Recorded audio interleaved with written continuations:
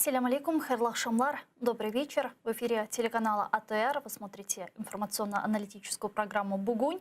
В рамках марафона «Сейф АТР. Голос Крыма» мая буду в эфире. В студии для вас работаю я, Гульсум Халилова. Следующие 3 часа в этой студии в прямом эфире с гостями, которые подключатся к нам в эфир, мы обсудим основные новости и события сегодняшнего дня, которые непосредственно касаются временно оккупированных территорий. Для начала традиционно подключаем к нашему эфиру Романа Спиридонова, нашего журналиста, прямо из Ньюзрума, который уже на связи и готов рассказать об основных новостях сегодняшнего дня. Ром, приветствую, мы слушаем тебя. Приветствую, Гульсум, и приветствую всех наших телезрителей. В сегодняшних наших выпусках мы будем говорить о таких темах и начнем о заявлениях президента Украины Владимира Зеленского. Ватикан – идеальное место для диалога с Путиным о мире. Так считает президент Украины Владимир Зеленский. Об этом он заявил в интервью изданию «Ля Република». Святой престол – это же глобальный моральный авторитет, который всегда эффективно выполняет роль посредника, поскольку является беспристрастным и вызывает доверие всех участников конфликта, заявил Зеленский. То есть президент Украины всерьез считает, что именно от места встречи будет зависеть ее эффективность. И это при том, что в Кремле неоднократно заявляли, что будут обсуждать только вопросы двусторонних отношений, но не ситуацию на Донбассе. О Крыме вообще речи нет. Фонд голливудского актера Джорджа Клуни «За справедливость» призвал Россию отменить приговор российского суда фигурантам второй бахчисарайской группе, обвиняемой в терроризме, Серверу Мустафаеву, Марлену Асанову, Мемету Белялову, Серверу Зикирьяеву, Тимуру Ибраимову, Сирану Салиеву и Эдему Смаилову. Оккупанты обвинили их в подготовке свержения государственной власти, а также в участии в запрещенной в России организации Хизбут Тахрир.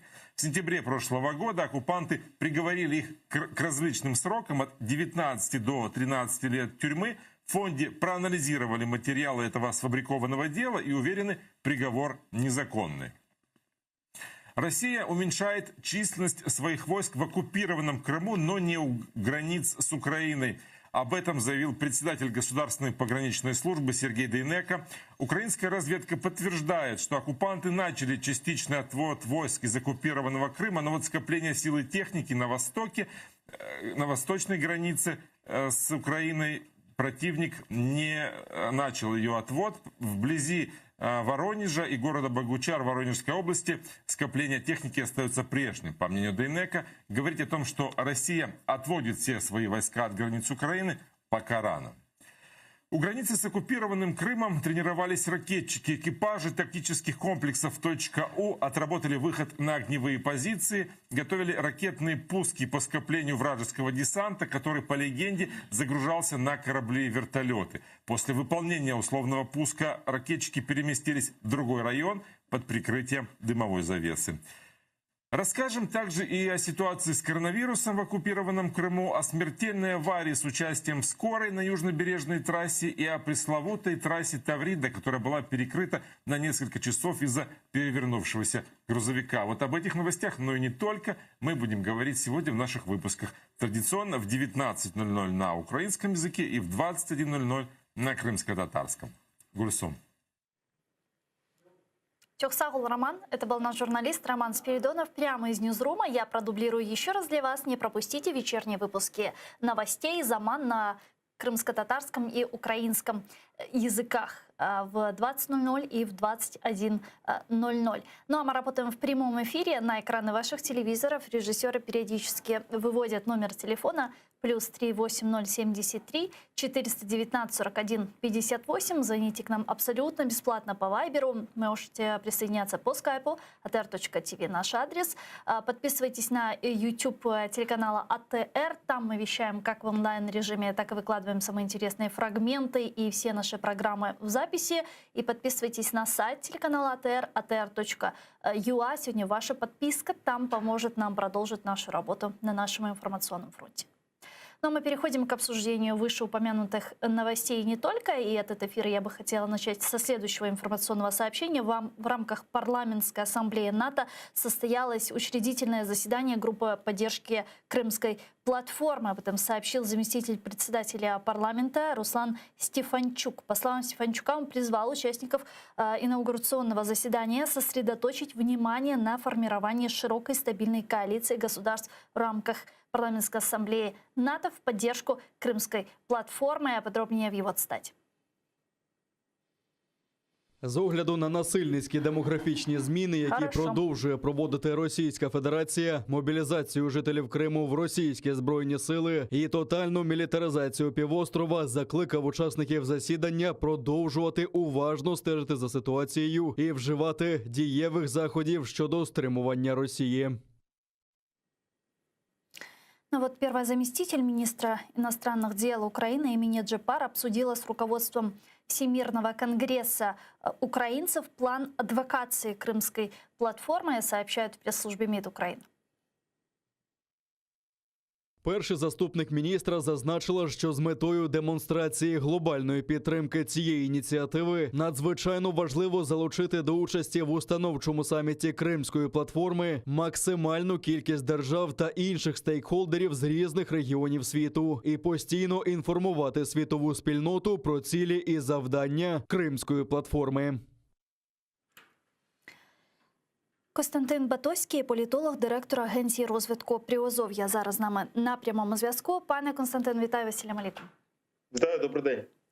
Приближается дата инаугурационного саммита Крымской платформы, и мы видим сейчас, как активно работают в направлении привлечения лидеров стран к этому саммиту в Министерстве иностранных дел Украины. Вот какой результат этого саммита вы бы считали успешным?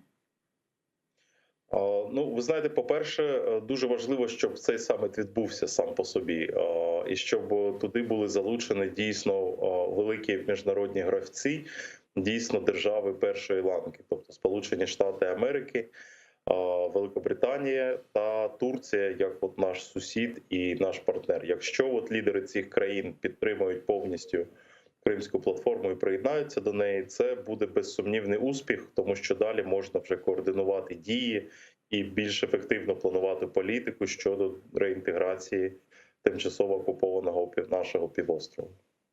Ну, давайте попробуем смоделировать 23 августа, саммит Крымской платформы, на который прибывают лидеры стран, которые поддерживают нас, лидеры из наших западных партнеров и даже лидер Соединенных Штатов Америки Байден, принимают, как говорили в Министерстве иностранных дел, некую декларацию по завершению этого саммита. И вот что дальше? Какая институциональная модель может быть создана этой Крымской платформы? Как вы это видите? Ну, наступний крок може бути в координації санкційної політики. Це було б дуже доречно, якщо б Великобританія та Сполучені Штати Америки, а головне Турція, наш сусід і країна, яка має бути просто нашим стратегічним партнером в цьому питанні, узгодять разом дії, спрямовані на те, щоб позбавити Росію Криму. Мова може йти, наприклад, про невизнання російських законів щодо Криму, про невизнання статей Російської Конституції, в яких згадується Крим. Но вони і так їх не признають. Ну, ви знаєте, вони це не визнають, але на папері це ще не було написано. Якщо це буде підписано знов лідерами потужних країн, це буде гарний сигнал. Звісно, він мало допоможе нам звільнити Крим, але він на довгі роки заложить таку основу для деокупації і подальшого звільнення.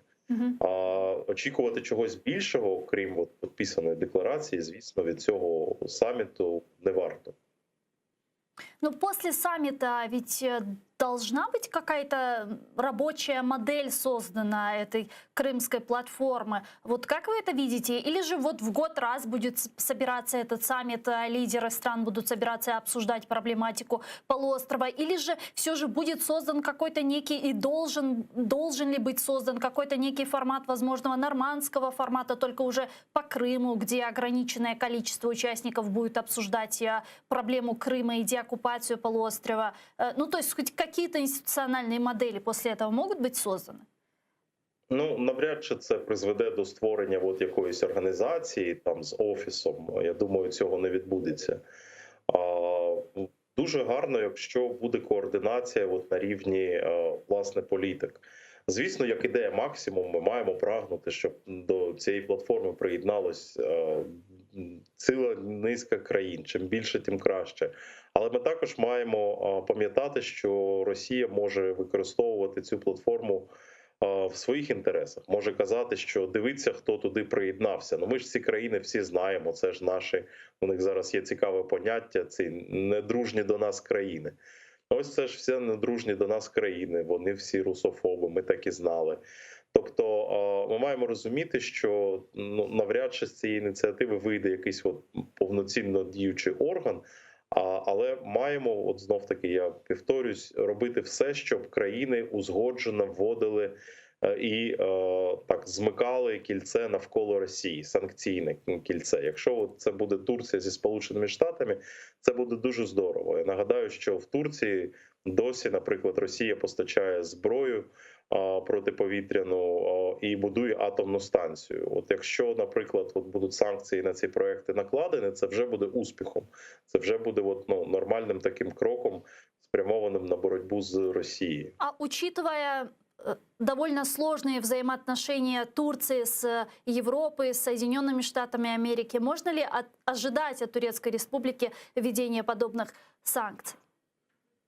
Ви знаєте, ну як би там не було, Турція є членом НАТО, і Турція, мені здається, не відмовиться від такої політики відкритих дверей і не буде закривати двері перед Заходом. Тобто я не вірю, що при президенті Ердогані Турція візьме курс на ізоляціонізм і перетвориться на щось на кшталт Ірану. Турція потрібна Заходу. І я думаю, це дуже добре люди розуміють і в Європейському Союзі, і в Сполучених Штатах.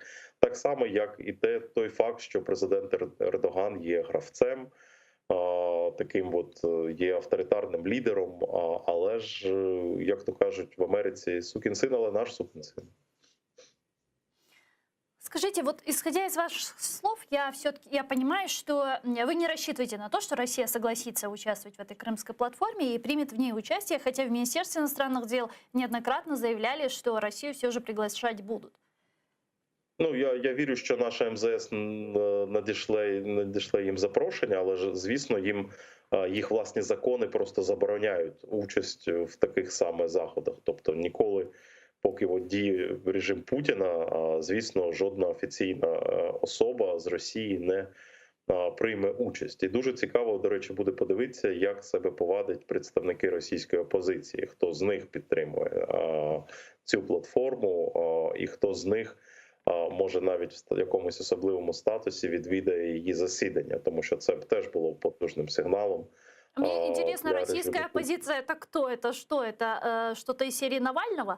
Ви маєте в виду? Я і не знаю, я вже загубився, тому що, знаєте, російський ліберал закінчується там, де починається українське питання.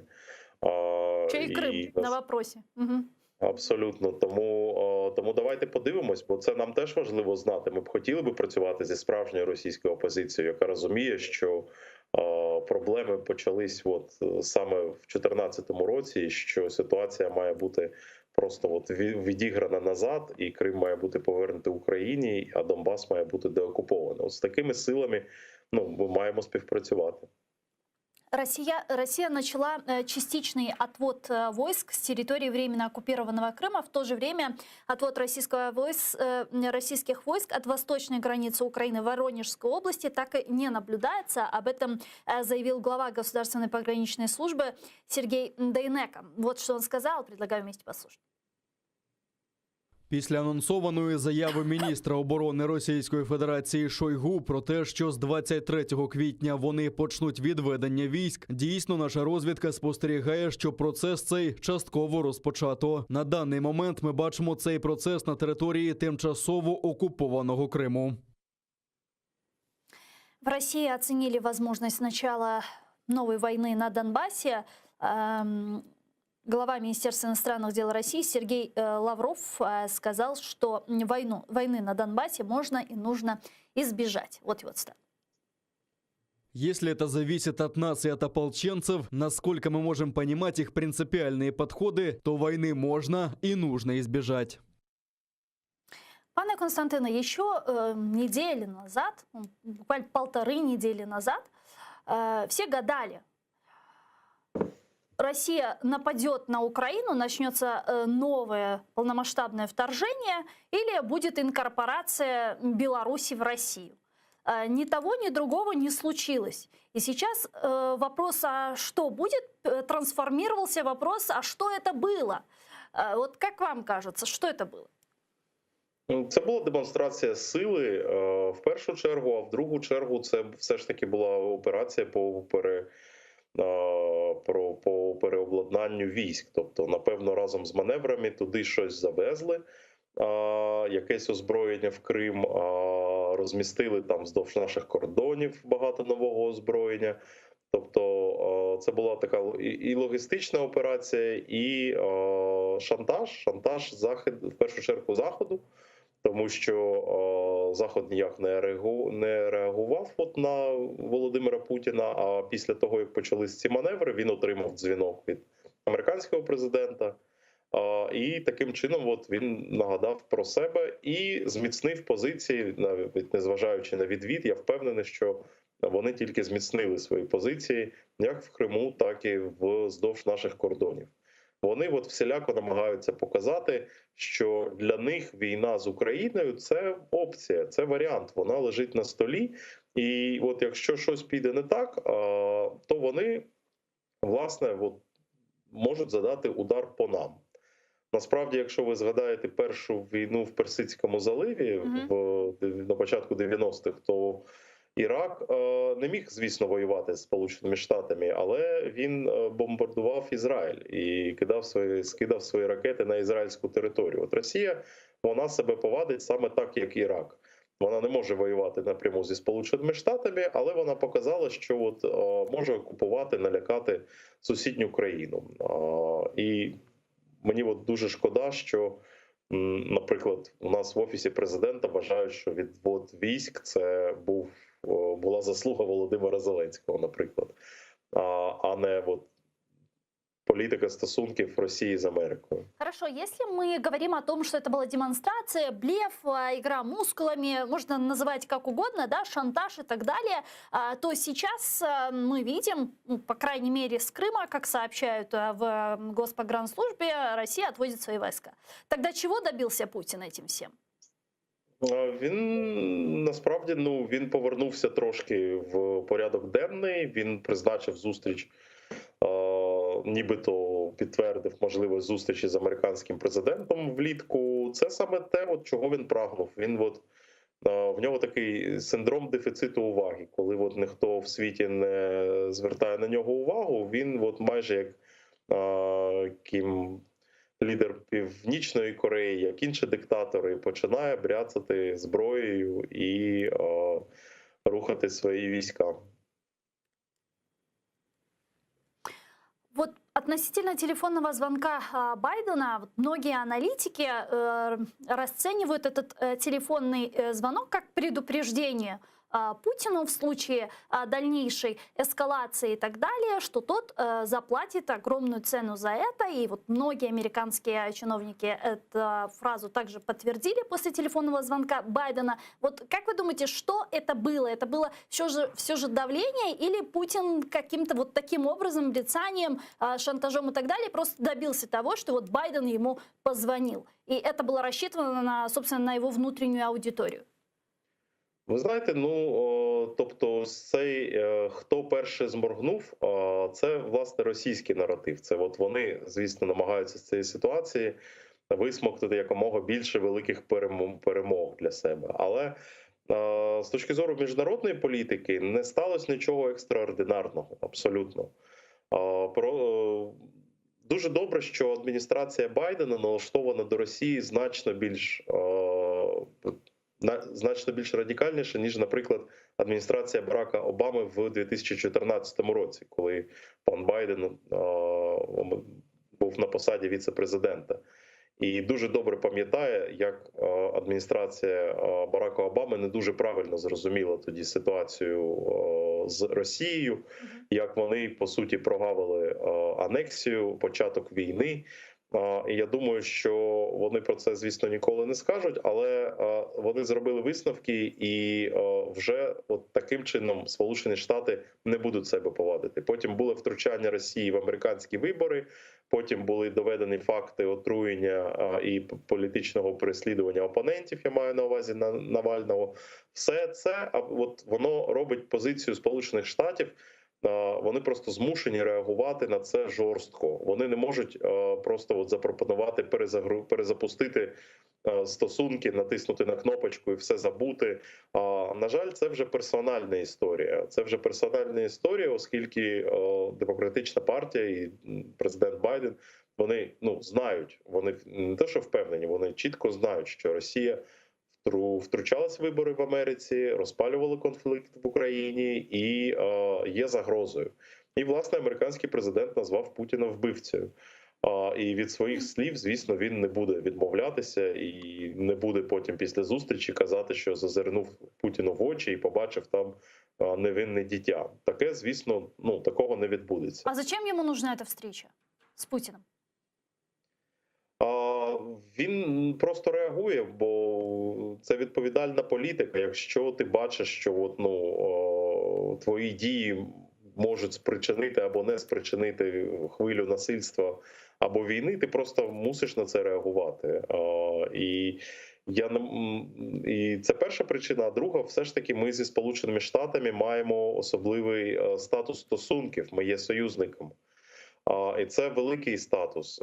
Сполучені Штати не можуть просто проходити повз і ніяк не реагувати на виклики, які стоять перед нашою безпекою. Вони просто, їх зобов'язує реагувати на це статус союзницьких відносин. Це дуже високий статус, про який ми часто забуваємо насправді. А він, небагато країн в світі мають такий високий рівень стосунків зі Сполученими Штатами. Ми одні з декількох.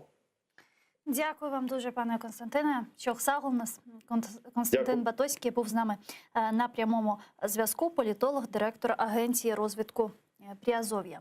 Президент Украины Владимир Зеленский уверен, что прямые переговоры с президентом России Путиным могут окончательно предотвратить эскалацию конфликта между странами. По его словам, для этого нужна политическая воля самого Путина. Об этом он заявил в интервью итальянскому изданию «Ле Република». Вот его цитата. Україна може стверджувати це абсолютно впевнено. Зараз в Європі є тільки одна війна проти нашої країни. Йде вже 8-й рік на українському Донбасі, і це треба обов'язково вирішувати. Можливо, щоб остаточно запобігти ескалації, нам додатково до наявних форматів сьогодні потрібні і прямі президентські переговори. Зустріч обов'язково відбудеться. Вона потрібна для того, щоб припинити війну на Донбасі і пройти весь шлях до чесного і міцного миру. Але яким має бути порядок денний на цих переговорах? Які кроки приведуть нас до миру? Де і коли ці кроки будуть погоджені? Для того, чтобы остановить войну в Украине, придется говорить непосредственно с президентом России Путиным. Об этом заявил глава Министерства иностранных дел Украины Дмитрий Кулеба. Цитирую: «Чтобы остановить войну в Украине и принести мир, придется говорить непосредственно с Путиным. Наша главная цель – собрать полноценный саммит в нормандском формате. Украина имплементировала все решения Парижского саммита 2019 года. Мы можем двигаться и дальше. Единственная сторона, которая не выполнила свои обещания, это Россия. Но если Путин избегает этого формата, то президент Зеленский готов встретиться с ним лично и обсудить, как убрать Россию из Украины, как деоккупировать наши территории и принести мир. Конец цитаты. Я напомню, об этом заявил глава Министерства иностранных дел Украины Дмитрий Кулеба. К нашему эфиру сейчас присоединяется Андрей Клименко, эксперт фонду «Майдан закордонних справ», головний редактор порталу Black Sea News. Пане Андрію, вітаю вас. Селям алейкум. Добрый вечер. Добрый вечер. Пане Андрей, можно ли сейчас говорить о том, что идет такая некая деэскалация после напряженной ситуации на оккупированных территориях и у границ Украины? Ну, я вважаю, що ця деескалація, вона значною мірою фейкова. Розкройте, пожалуйста. Ніяких відведень з Криму ми не бачимо. 4 великих десантних кораблі, що зайшли тиждень тому з Середземного моря до Чорного, залишаються в Криму. Десантні катери і артилерійські катери Каспійської флотилії загальним числом 11 залишаються в Криму. Тобто, я думаю, що Російська Федерація була вимушена сказати, що вона відводить, тому що був абсолютно безпрецедентний тиск з боку цивілізованого світу. Такого не було майже ніколи ніколи за 30 років незалежності України. То есть вы все-таки думаете, что под внешним давлением Россия вынуждена сказала об отводе войск, но при этом она их не отводит? Совершенно верно. Я думаю, что Путин был вынужден это сделать в связи с тем, что, по всей видимости, там был жесткий разговор, когда Байден ему звонил, когда ему звонили там лидеры Германии и Франции. В целом было огромное количество заявлений. Я не помню такого, что государственный секретарь Соединенных Штатов там чуть ли не 3 раза в неделю делал заявления, касающиеся перспектив нападения Российской Федерации на Украину, и не только. Абсолютно беспрецедентным была ситуация, когда все 3 высших военных начальника Соединенных Штатов, и министр обороны, и председатель комитета начальников штабов, и другие высказались, и не только высказались, они еще и звонили своим визави в Россию, то есть начальнику генерального штаба, министру обороны и так далее. То есть пока это сработало, но, безусловно, нам и это общее настроение, я, кстати, вчера общался с очень большим представительным аудиторией в Брюсселе, в штаб-квартире НАТО, больше 60 человек, там такие же настроения. То есть России уже никто не верит. Никто не верит. Полеты продолжаются каждый день по несколько, мы видим, в воздушном пространстве над Черным морем, у побережья Крыма и над Донбассом. Разведывательных самолетов США, Великобритании, Турции, других западных стран. И, наконец, сегодня, я не знаю, говорили вы об этом или нет в своих эфирах, сегодня было такое очень интересное интервью Лаврова агентству РИА Новости, где он сказал, и очень важно обратить внимание вот на что. «Войны с Украиной можно и нужно избежать», заявил Лавров. Да. Значит, тут надо быть очень внимательным. Почему? Потому что, на мой взгляд, или по моему мнению, это впервые за весь этот период кризиса высший руководитель России произнес слова «война с Украиной». Раньше они этого не говорили.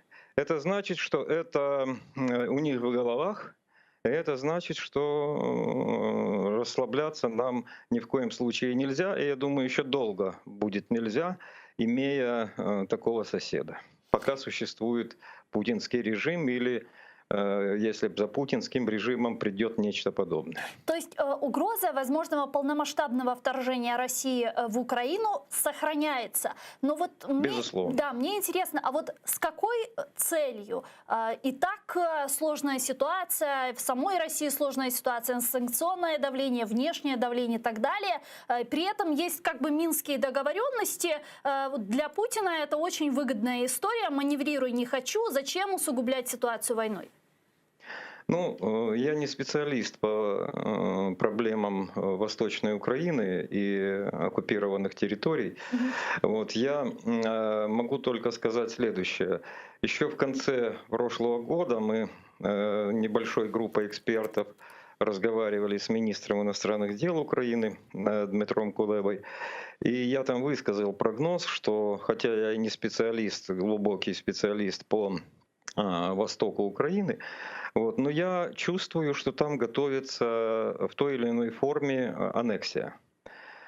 И главный, и сегодня опять же в том же интервью Лавров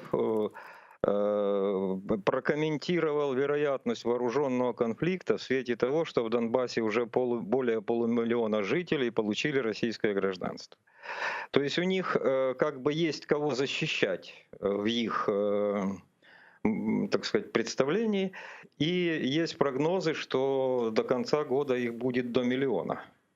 Вот, то есть там дело идет к поглощению этой территории Российской Федерации, хотя это, безусловно, это невыгодно России ни с экономической точки зрения, вот, невыгодно России с точки зрения ее позиций на международной арене, с позиций в санкций.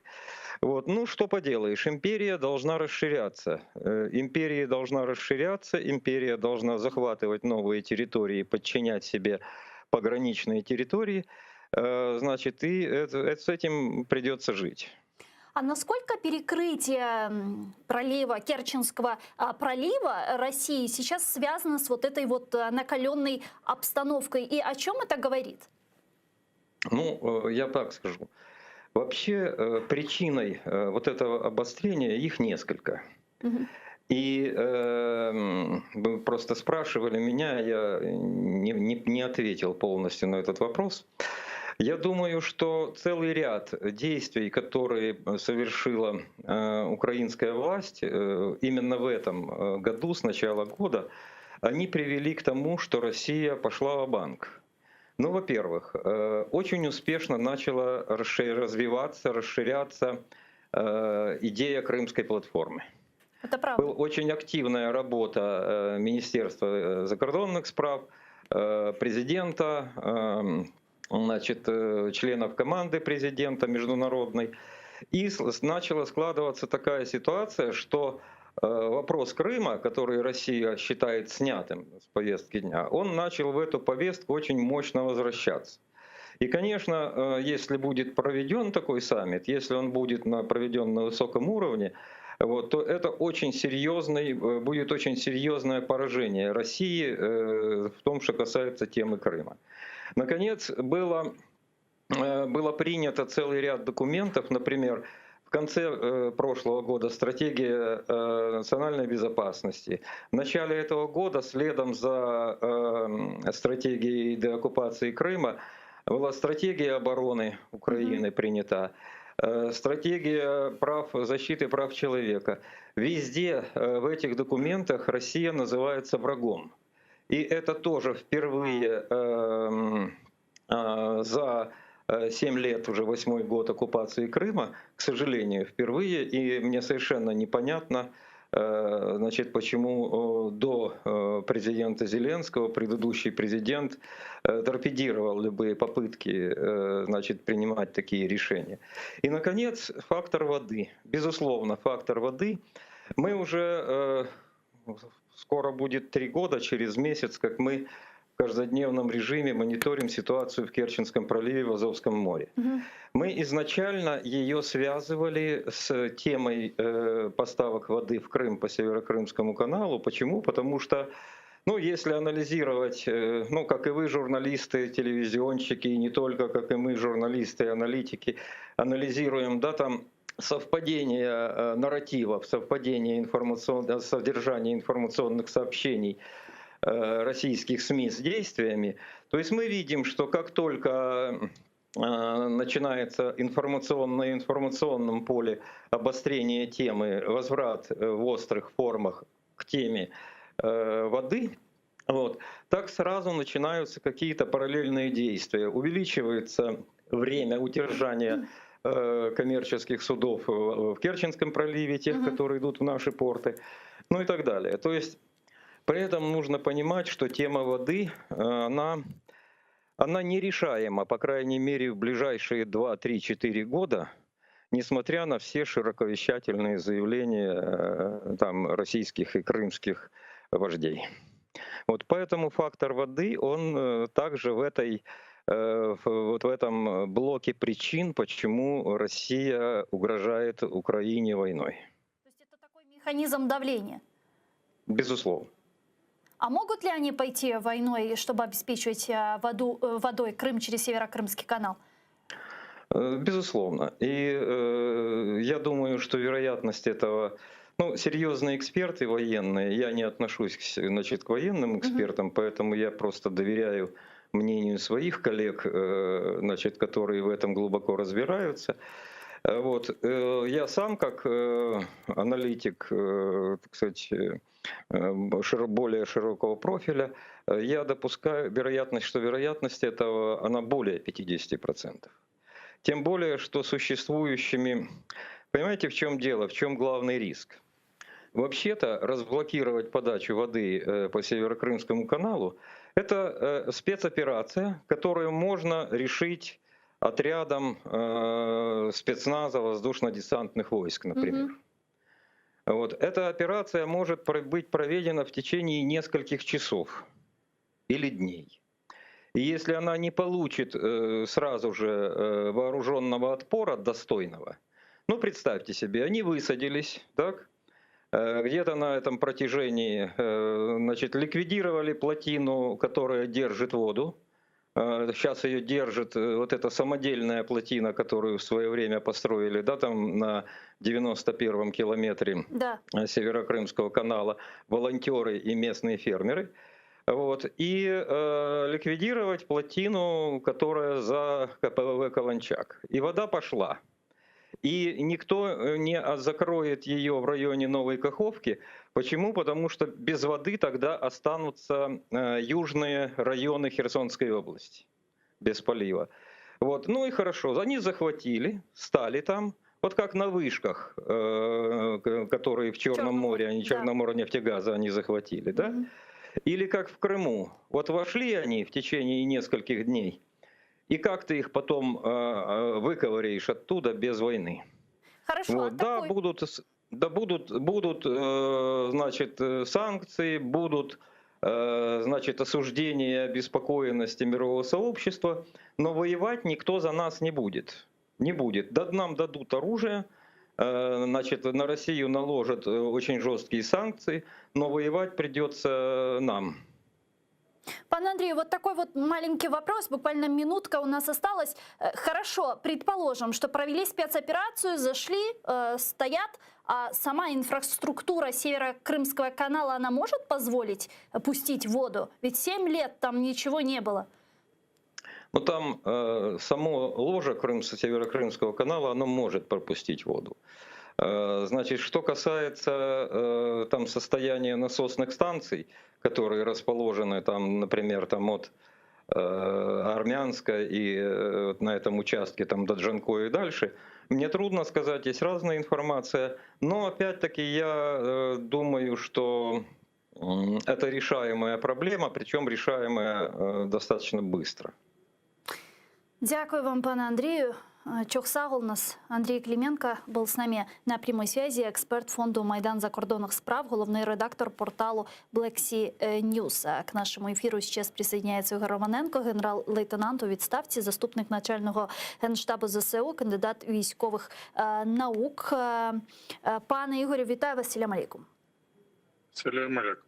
Пане Игорю, а как вы думаете, сохраняется ли после заявления министра обороны России Шойгу об отведении войск, сохраняется ли угроза полномасштабного вторжения России в Украину?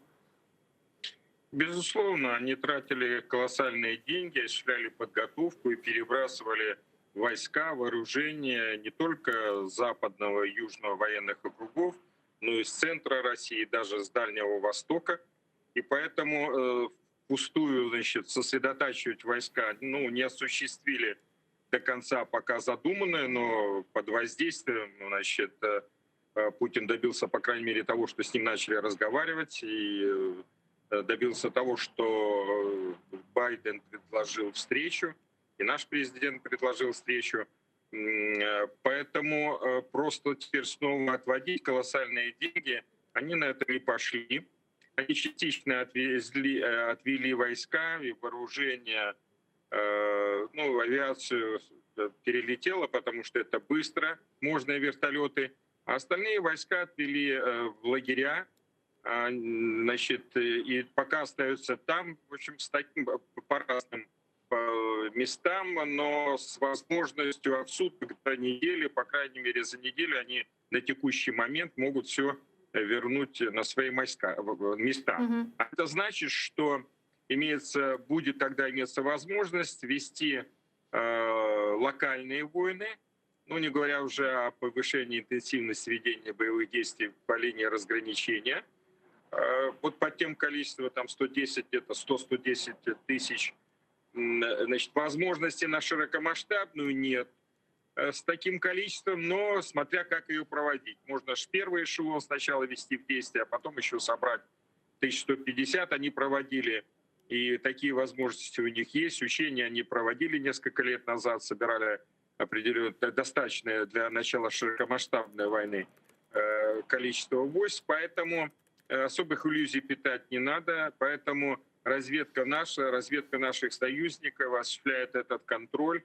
И все уже научены, доверия ни руководству российской, ни тем более военным их нет, и поэтому наблюдение, и, в общем-то, мы еще выиграли время для дальнейшей подготовки к тому, чтобы давать отпор соответствующий при возможности действий с их стороны позднее. По крайней мере, я прогнозирую, что...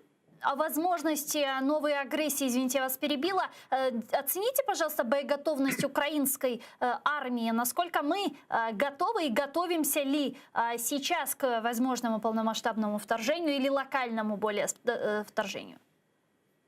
Мы готовимся. Вообще военные должны это делать, и они делают, разрабатывают соответствующие планы, осуществляют подготовку, в том числе и к наихудшим сценариям. Худшее — это значит полномасштабные боевые действия. То есть они тогда первые эшелоны, потом нарастят вторые, могут начать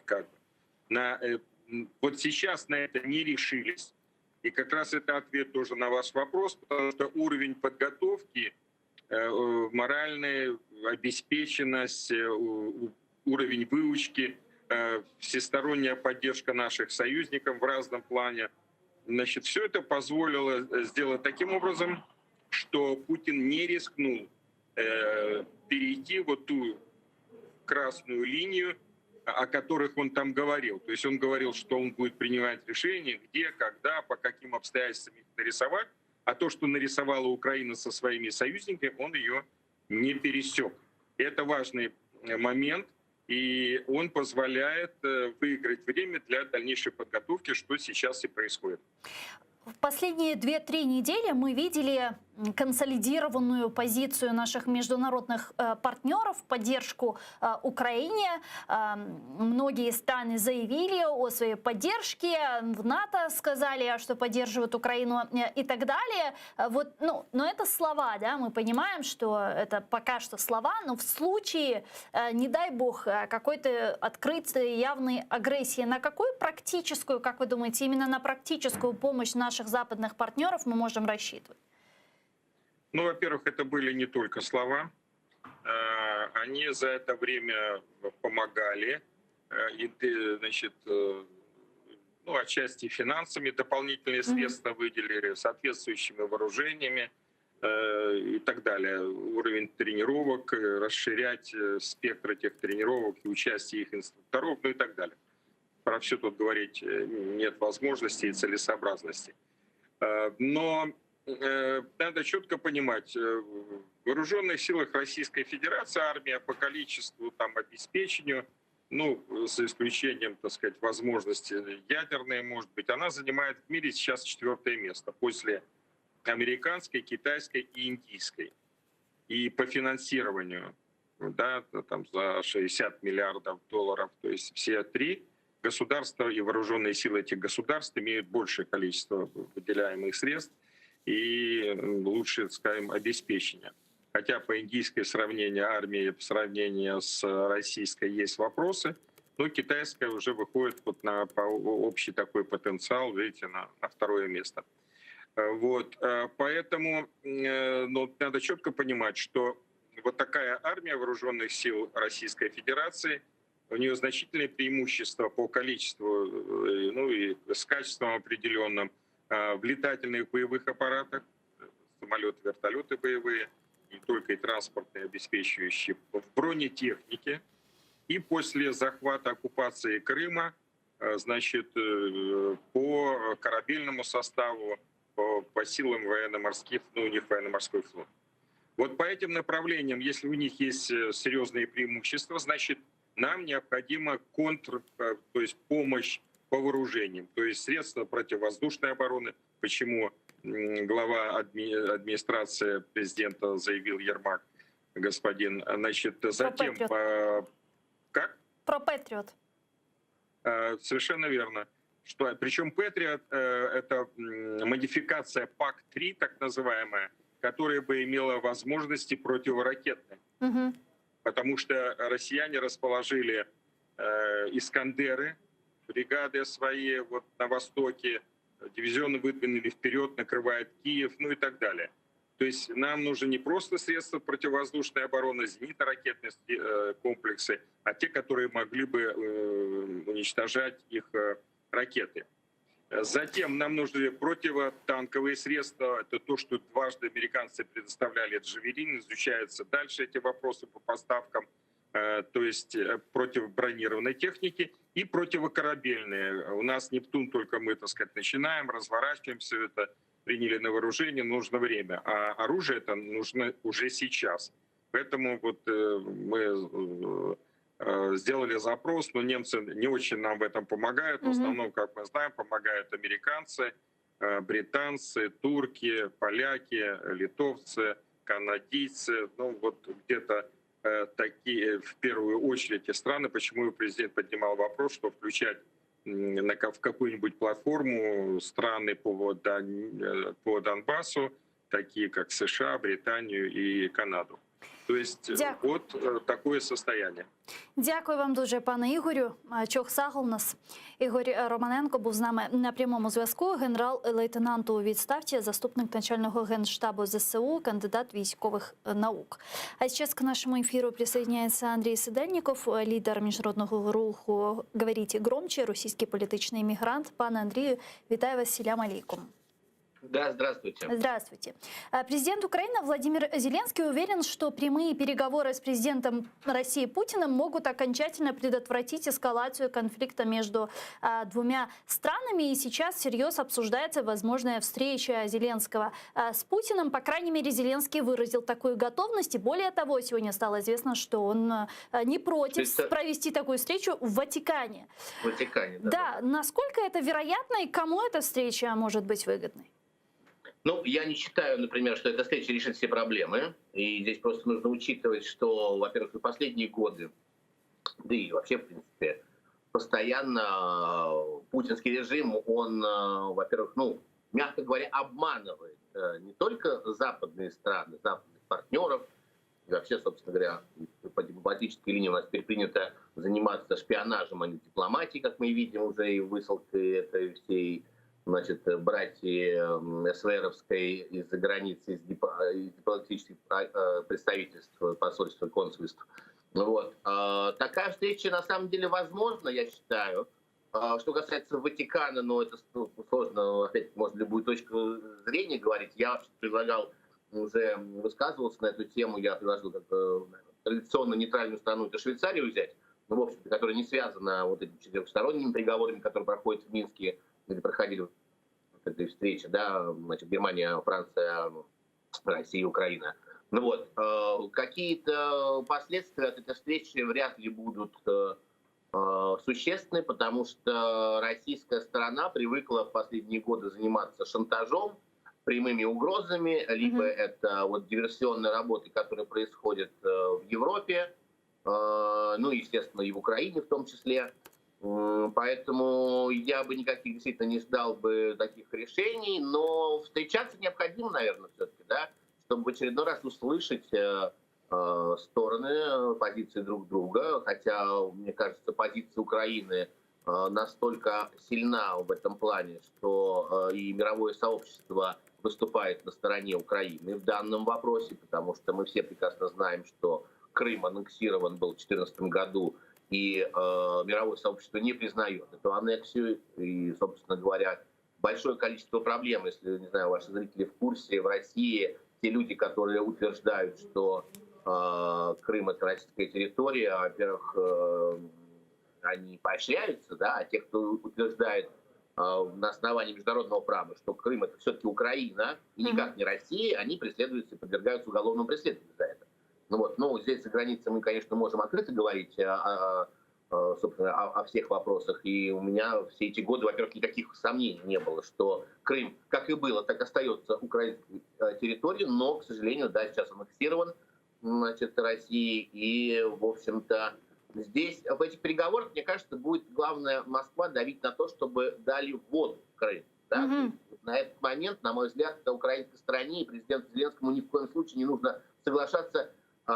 Будет российская сторона предлагать разные экономически выгодные условия для Украины, но как только свою часть, допустим, сделки, если она будет, Украина выполнит, все остальное будет дезавуировано, и нет никаких гарантий. Вот сейчас Путин шантажом требует, значит, войска, как мы знаем, не отвели до сих пор, да, хотя было заявлено об этом.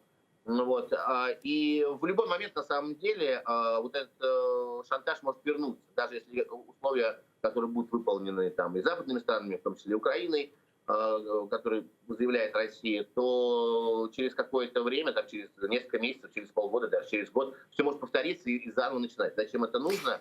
Ну вот, ну и я бы все-таки не соглашался на эти встречи, и уж никак не на территории Москвы, куда администрация Путина приглашает, насколько я понимаю, и заявляет о возможности встречи в Москве. Ни в коем случае на территорию России, конечно, Зеленскому не нужно приезжать. Вот говоря вот об этом шантаже, о стягивании российских войск к границам Украины и так далее, ряд аналитиков говорили о том, что это Путин делал именно для того, чтобы вернуться в клуб цивилизованных стран, вот чтобы встретиться или провести какие-то переговоры, в том числе и с президентом США Байденом, который, как вы знаете, предложил ему встретиться где-то в Европе. Как вы думаете, так ли это? Добился ли Путин этим своих целей? Или же он преследовал некое другое? Нет, совершенно целью никаких не добился. И главный шантаж все-таки был, это действительно это подача воды в Крым. Это, собственно говоря, главное условие. Но, в принципе, нужно понимать, что Путин не рассматривает Украину как независимое государство. Он не рассматривал это ни тогда, а не сейчас, не будет в будущем рассматривать. И для него это, конечно, такая большая заноза в его планах по воссозданию Советского Союза, скажем так, 2.0, о которых долгое время уже говорится. И Путин, в общем-то, действует в этой парадигме, покупая соседей, шантажируя их, в общем-то, вводя санкции, значит, на те или иные страны. Вот заметьте, да, вот Запад в санкционной политике, он очень медлителен. На мой взгляд, нет никакой политической воли. Как только после встречи президента Украины Зеленского с президентом Турции Эрдоганом, Эрдоган заявил, что Крым — это Украина, моментально Путин ввел санкции. То есть никакого вот этого раздумья десятилетнего, как, скажем, это делает Запад, по тем или иным вопросам, проявляя постоянно озабоченность, Путина просто нет. Мгновенное решение, мгновенное реагирование. Вот поучиться Западу нужно у Путина, мне кажется, вот в этом плане, как бы, и в том числе и Зеленскому поучиться на мгновенное реагирование на те или иные вызовы, которые террористический режим России устраивает Украине и мировому сообществу. Путину нужна встреча с Байденом? Да, нужна. нужна, чтобы в очередной раз обмануть, чтобы в очередной раз, собственно говоря, потянуть время и добиться каких-либо преференций для себя. Да, безусловно, нужна. А как вы объясняете вот взаимоотношения США и России сейчас? Можно ли сказать, что действительно началась некая холодная война между двумя странами? И как вы думаете, вот в каком векторе она будет развиваться? Отношения будут ужесточаться или же Соединенные Штаты Америки будут пытаться добиться всячески более прогнозируемого поведения России? Ну, холодная война действительно идет с приходом Байдена в администрацию Соединенных Штатов. Конечно же, началась холодная война, потому что администрация США реагирует, да, может быть, не в тех мерах, которые мы хотели бы видеть, но она реагирует на вызовы путинского режима, на вызовы Путина. Ну, как мы знаем, Байден, собственно говоря, первый президент в мире заявил о том, что Путин является убийцей. Что, собственно говоря, мы знаем это все вот за кадром, но такого уровня люди никогда не говорили. Там потом, по-моему, бывший президент Эстонии повторил эту, собственно говоря, значит, этот тезис. И вообще мы предлагали в свое время журналистам сделать определенный флешмоб, когда происходят те или иные пресс-конференции лидеров государств, чтобы просто задавались вопросы, именно конкретно задавались, считают ли они Путина убийцей. То есть это был бы неплохой такой показатель как раз лояльности и насколько как бы широко распространяются вот эти щупальца преступного режима на мировое сообщество. Смогут ли лидеры держав, открыто заявить о том, что они думают, да, и то, что является фактом. Что касается развития отношений между Соединенными Штатами и Россией, я бы на самом деле сейчас не стал бы предсказывать, потому что мы пока не видим, есть определенная такая, знаете, разведка боем, как это называется, да, пока какие-то санкции такие введены, в общем-то, не совсем значительные, я бы сказал, да, потому что все-таки ожидали второй пакет санкций будет достаточно существенным. И, в принципе, ожидалось, и это обсуждалось и в мире, в том числе и в России, открыто заявляла о том, что может быть отключена от SWIFT и от платежных систем, что, собственно говоря, нанесет достаточный урон для действующего режима. Но на такие радикальные шаги, опять-таки, у Запада не хватает, на мой взгляд, политической воли, и они пытаются, в общем-то, сдержать Путина, да, вот просто не дать ему какой-то перейти, как все вот теперь говорят, эти красные черты, да, которые там Макрон сначала объявил об этих красных линиях, потом Путин ему повторил, но сказав уже, что эту красную линию Россия будет переносить, как она думает. То есть, получается, это не линия, да, это, собственно говоря, это то желание и, опять-таки, значит, элемент определенного шантажа. Конечно, наличие ядерного оружия, от которого Украина, между прочим, отказалась в результате Будапештского меморандума, который на сегодняшний день не работает и не соблюдается. Да? То есть, в общем-то, те заявления украинского руководства, которые в последние недели были о возобновлении, скажем так, программы там, ядерного потенциала страны, они, на самом деле, на мой взгляд, имеют совершенно четкое юридическое обоснование, и это даст определенную позицию в переговорах не только, в общем-то, с Путиным, но и поддержки западных стран. Потому что, собственно говоря, вот эта красная кнопка, которой шантажирует весь мир Владимир Путин, ну, в общем-то, в него больше ничего другого нету. То есть, конечно, можно посылать мальчишек 18-летних как пушечное мясо на захват той или иной территории, да, но в стратегическом плане там ничего нет, по большому счету, и показать вот это бряцание оружием, которое сейчас будем видеть 9 мая в очередной раз, да, когда тратятся миллионные средства на ненужные парады и просто для того, чтобы запугать мировое сообщество и каким-то образом милитаризировать и так уже достаточно милитаризированное население страны, Россия имеется в виду, ну, в общем, других как бы шагов Путин предпринять не может. Дякую. Ну, вот, ну, так что вот так. Дякую, спасибо вам большое. Чохсал у нас, пане Андрію. Андрій Сидельников був з нами на прямому зв'язку, лідер міжнародного руху «Говорите громче», российский политичный эмигрант. Ну, я, к сожалению, вынуждена завершать этот блок. Оставайтесь первым крымстарским телеканалом АТР. Буквально через несколько минут вас в этой студии в программе «Рамазан Берекете» поприветствует мой коллега Ситумер Ситумеров. И буквально через час мы вернемся в эту студию и продолжим нашу информационно-аналитическую программу «Бугунь». Оставайтесь первым крымстарским. Корушкевич.